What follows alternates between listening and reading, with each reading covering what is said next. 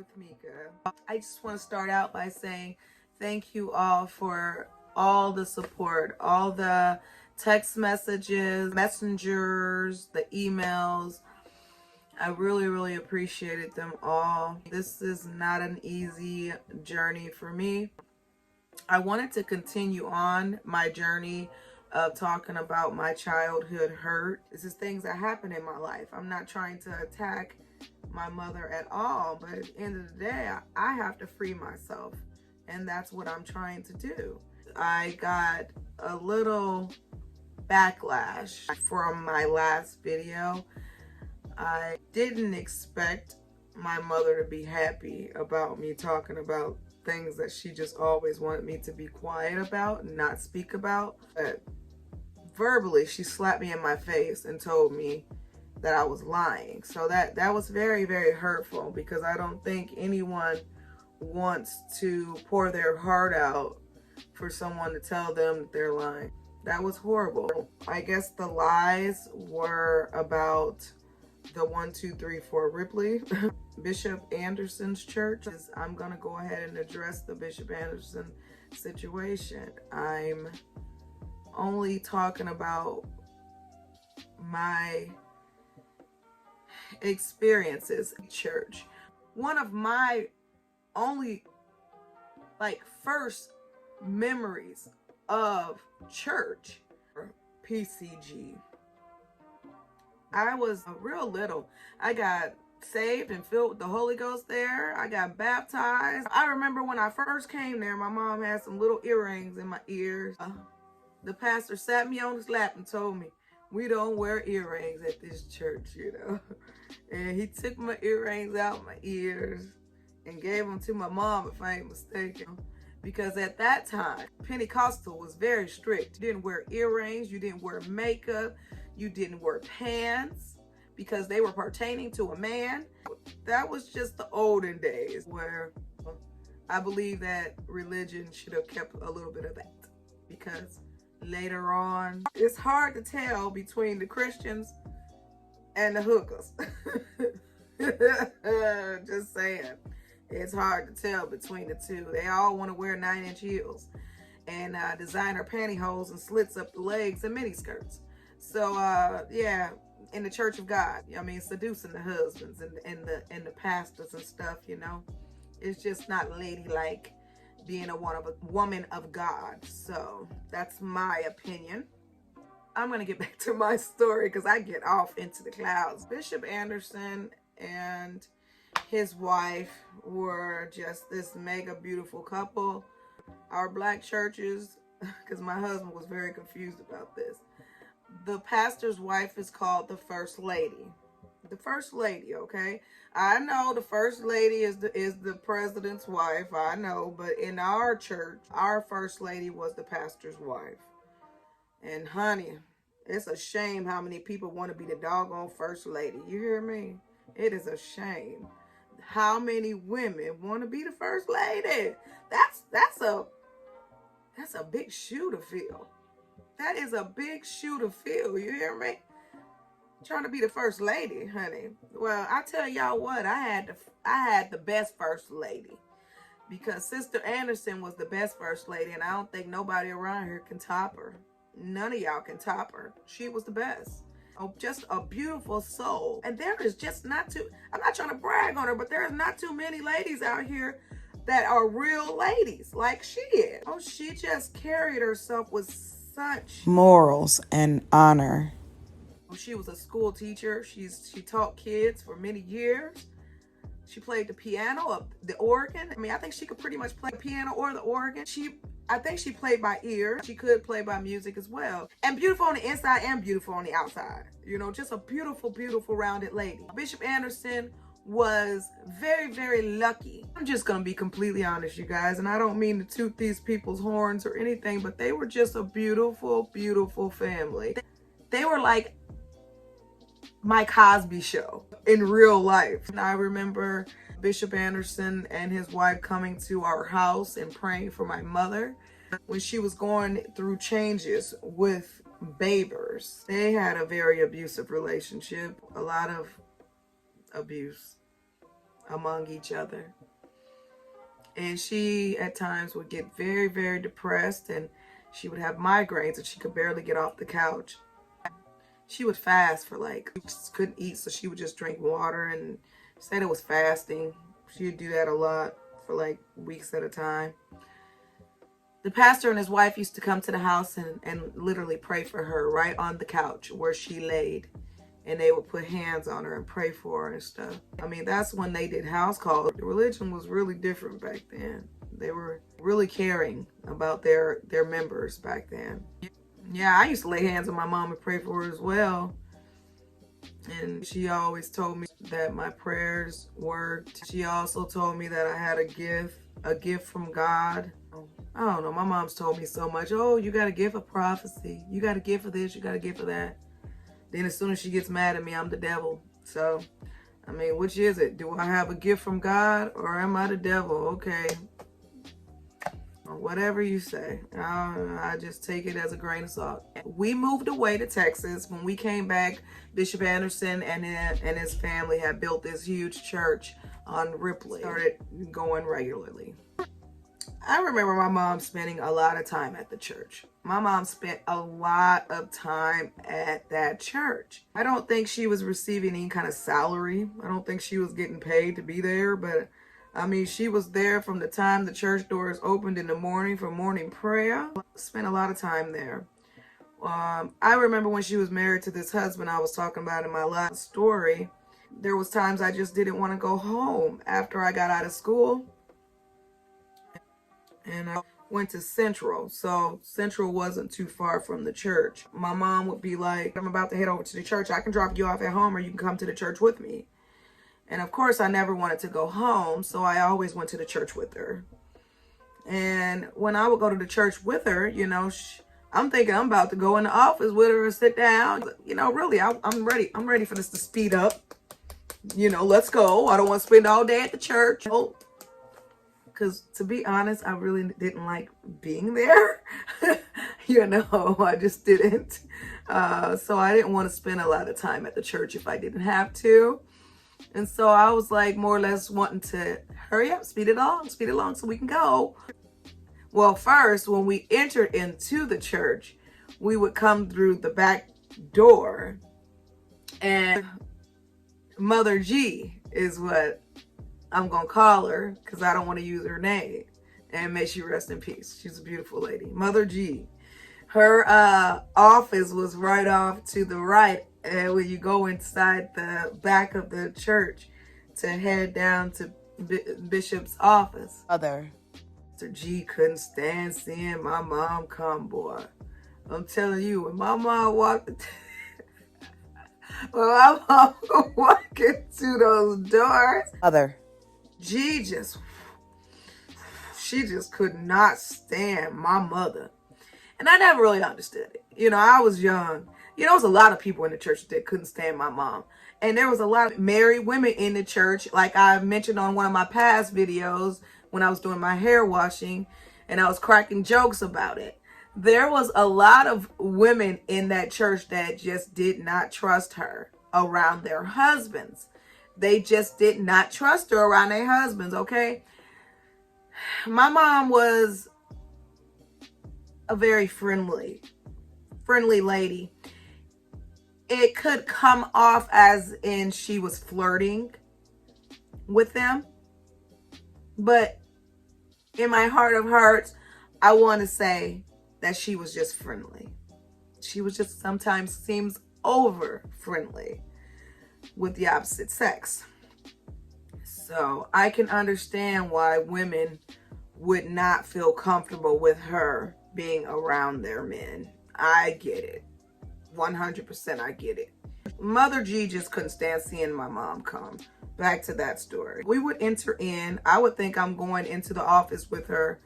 And she would be like, no, sit right here in the boardroom. Sit right here in the boardroom. And she would literally turn the light on and have me sitting in the boardroom, which is a boardroom. Long tables and chairs and a whiteboard. You know, just boring place to be. I just left school. What makes you think I want to be here? I'd be sitting there. And this is where I scratched my head a little, because she would go into this man's office and they would close the door. They would close the door. Now, here are my thoughts of this. A married man should never be alone with a woman. I don't care if she's married or single. You should never, ever be alone with the opposite sex. There should always be someone in that room with you, which should have been Mother G, or you should have always kept the door open. That would have been the smart thing to do. Keep the door open. That way people could never, ever, accuse or suspect anything of you, if that makes any sense. So they would be in this office for like hours, you guys. I swear to you. I mean, I don't know what you could have been doing in there that took so doggone long. But she would be in that man's office for a long time, I'm telling you. And I crossed my heart, hope to die. She'd be in that man's office for a long time, okay? I can't tell you what they could have been doing, because only people know is her and him. But all I know is that I'm on the outside of that office in that doggone boardroom. Y'all was in there for a very, very long time. That's all I'm going to say about that. And now we're going to move on. Like I said, my mom used to spend a lot of time at that church. A lot of time at that church. Okay. Later on, down probably like some years down the line, her middle boy gets locked up, incarcerated in prison. And Bishop Anderson, he may have had good intentions. He wanted to go visit my brother in prison. That's very nice. That's very, very nice of you. But you should have drove your own car. Or your wife should have come with you. Or you should have had someone else in that vehicle with you, other than you being alone once again with this woman. That should not have happened. You shouldn't have never been alone with this woman by yourself. And this is a lesson for all the preachers out there. All y'all preachers out there, beware. Beware, because I'm telling you, people will accuse you of things. It's just not a good look. Don't be alone with the opposite sex. Always have someone with you. Keep the door open. So he did drive his own car, though.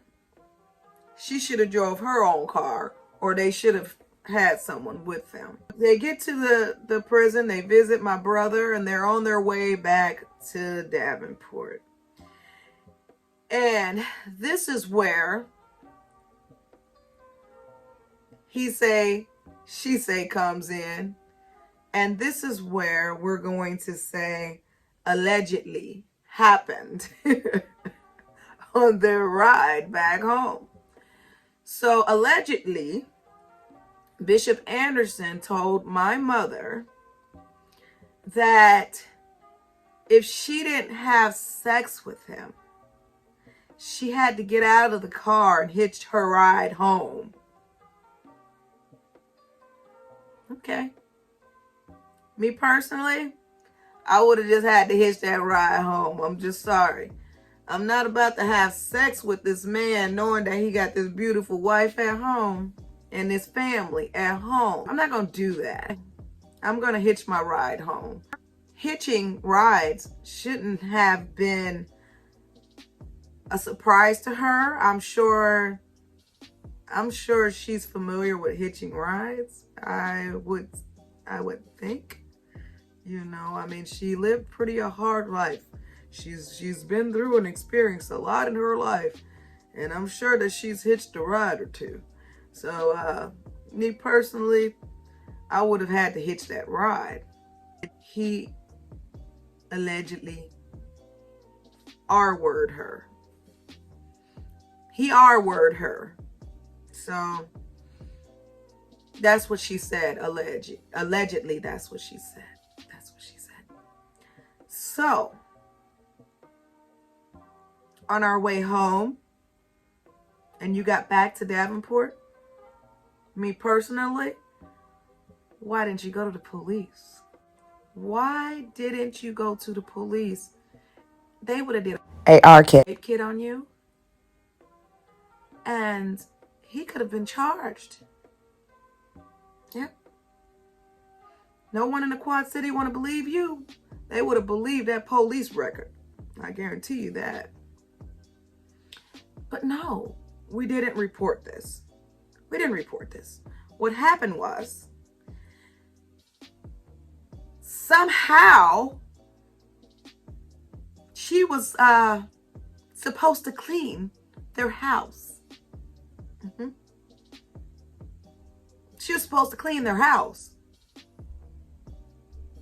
And his wife, I guess his wife and her had so-called came up with this arrangement to where she was going to come in and clean their house. And when she got there, she asked him where his wife was. Allegedly asked him where his wife was. He said his wife wasn't at home or something, or come in. Okay, allegedly she came in to the house. He closed the door, and allegedly he R-worded her right there in front of the door of their house the second time. How does this stuff happen to someone at your age? Like, I can understand if you were like young and naive and just not too bright. But for this to happen 2 times to someone of your age, and once again, you didn't go to the police. You didn't report this. You didn't report this. You went all over telling everybody the story about what happened to you, what he did to you. I'll never forget a long time ago, and I'm sorry, I'm backtracking a little bit, but I'll never forget, my mom had backslid. And she always said, when I was out of church, I was out of church. But when I was back into the church, I was back into the church. You know, that was her favorite thing to say. I remember when she came back into the church, I don't know what was the reason, but I do remember Bishop Anderson had her take an AIDS test.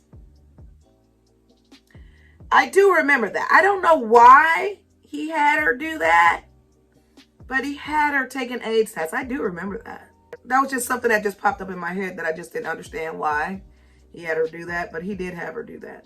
My mom, she had worked at, she had her own lingerie shop. We're not gonna go into that, but she had her own lingerie shop. Yeah. Moving on. She had her own lingerie shop. So-called alleged a hitman came into her lingerie shop, and alleged Bishop Anderson had put a hit out on her life. The bishop, the head bishop of our church PCG organization thing, had to pay the hitman off of her. And this was all alleged. I believe Bishop Reed paid the hitman off of her because my mom would not make up stories about that man. You know, she had a lot of respect for Bishop Reed. I'm about to end this story, but Bishop Anderson wasn't a saint. Bishop Anderson allegedly confessed to having sexual intercourse with a few other women. He confessed to them, but allegedly he told my mother that he would carry it to his grave, that he never touched her or he never R-worded her or whatever it was. He was going to take that to his grave, and he wasn't never going to confess to it. I do feel like men need to be a little more careful being alone women in the church. Our decisions and our mistakes that we have made have affected other people. And it's just not fair and it's not right that other people have to carry the burdens of your mistakes. You know, it's just, that's horrible. And the reason that I thought it was very important for me to address this issue is because Sister Anderson is, like I said, a very beautiful lady that don't deserve to be constantly beat down over the mistakes that her husband made when he was alive. She is living her best life right now, and she just celebrated her birthday. Every time I see her, I feel her in my heart, you know, because she was a delicate flower that didn't deserve to be treated the way she was treated. Her kids don't deserve for my mom to keep bringing up that story and dragging that man through the mud, and he's no longer with us. His family still have to live carrying the faults and the mistakes that this man made. And it's not right for them to continue to be tore down and drugged behind it. This issue happened to her. I'm sorry that happened, but don't keep bringing that issue up because that man is no longer here to fight his battles. I just feel like it's not right for his family to continue dealing with that issue that has been over many years ago. I don't know what her reason is to continue bringing that issue up, but if that issue hurted her so bad, I just feel as if she should have took it to the law and not to the streets of the people. It should have went straight to the law. Why didn't she ever take it to the law? That's beyond you and me. Hopefully she learned something by being alone with men and by herself. Yeah, not a good look. So that's all I have to say about this story, and I want to look at the camera real good and let Sister Anderson and her family know that deep down in my heart, I apologize for my mother, because obviously you ain't gonna get it from her. I'm sorry. I think that's the moral to my story. You all take care and do what makes you happy. Until next time. Boy, I have many more stories, you guys, so stay tuned. Until next time. Bye.